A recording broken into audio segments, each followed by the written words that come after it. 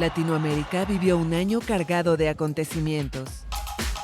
En 2022 hubo cambios de gobierno y crisis institucionales.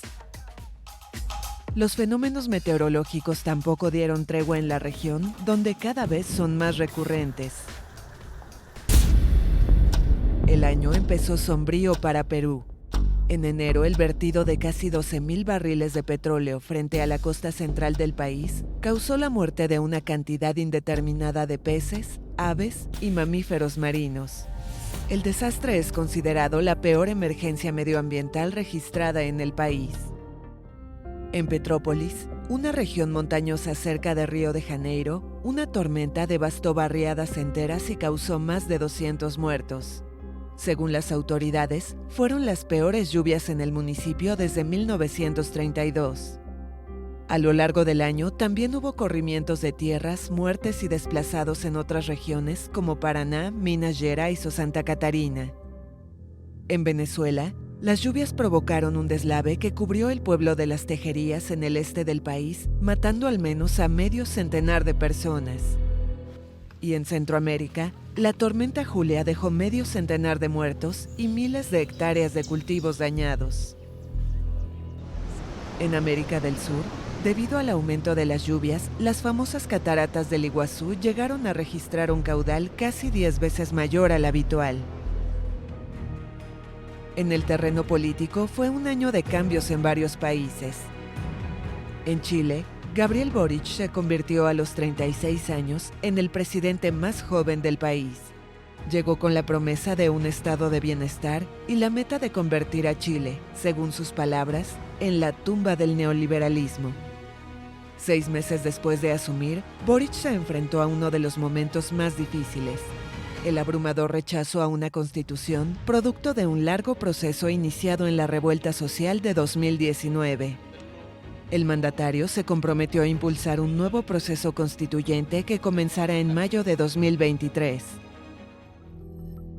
En Colombia, el exsenador y exguerrillero Gustavo Petro se convirtió en el primer presidente de izquierda en la historia del país. El político asumió el poder en un país empobrecido y castigado por una violencia que no se ha extinguido pese al acuerdo de paz de 2016 con las FARC. La última guerrilla reconocida del país, el Ejército de Liberación Nacional, reanudó las negociaciones de paz con el gobierno, suspendidas en 2019 por decisión del entonces presidente Iván Duque.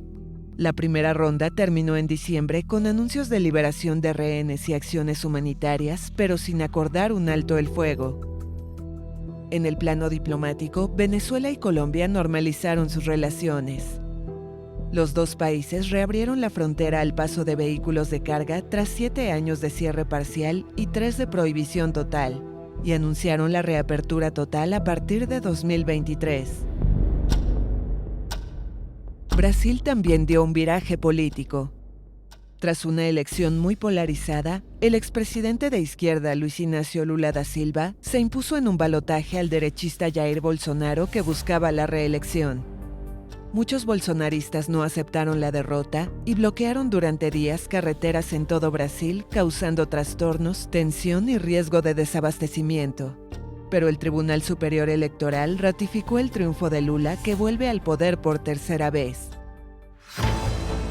En Argentina, el año fue de turbulencias políticas en un escenario económico inestable, con una inflación anual estimada en 100% y marchas cotidianas de trabajadores y desocupados. En septiembre, un intento de homicidio contra la vicepresidenta Cristina Kirchner generó conmoción.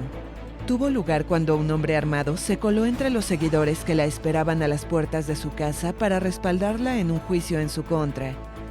En el marco de ese juicio, en diciembre un tribunal encontró a Kirchner culpable de fraude y corrupción cuando presidió Argentina de 2007 a 2015.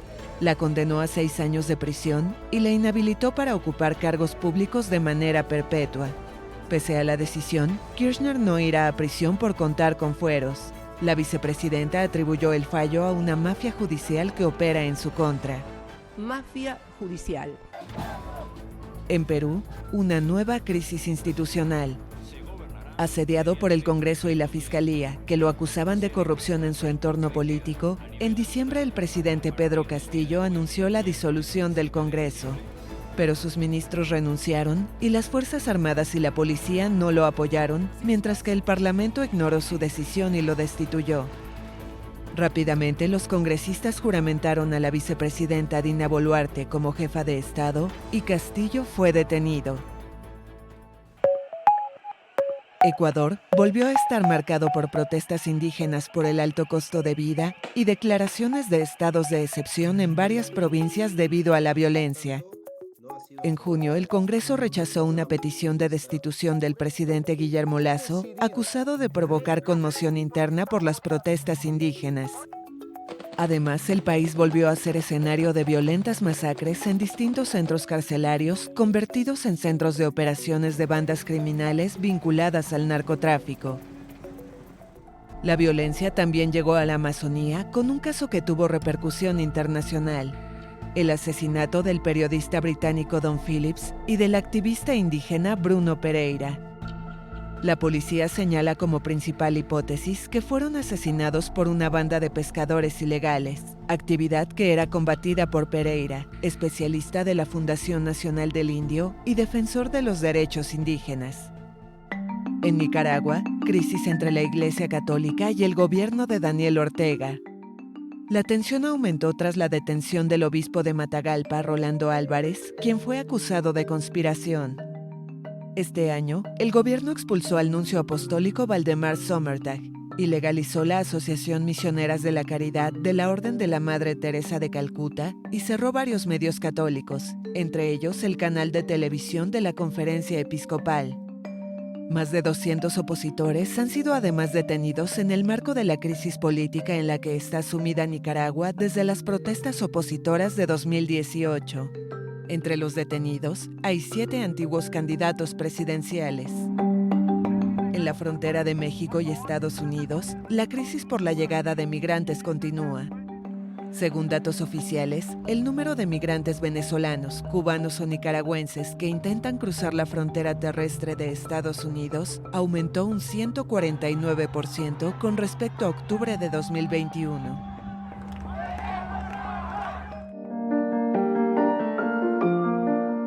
En Cuba, una nueva legislación colocó a la isla a la vanguardia de América Latina. En septiembre, los cubanos aprobaron un nuevo Código de las Familias que legaliza el matrimonio entre personas del mismo sexo, la adopción gay y el vientre subrogado. Poco después, las personas del mismo sexo empezaron a casarse en las distintas provincias del país. En la isla de Pascua, daños irreparables a un patrimonio histórico. Un incendio destruyó unas 100 hectáreas del Parque Nacional Rapa Nui y dañó unos 80 moai, las legendarias estatuas de piedra del territorio insular chileno en el Océano Pacífico. Argentina se despidió de Eve de Bonafini, la histórica presidenta de la Asociación Argentina de Madres de Plaza de Mayo, creada en 1977 para conocer el destino de sus hijos desaparecidos por el régimen militar. Murió a los 93 años. En la música también hubo despedidas.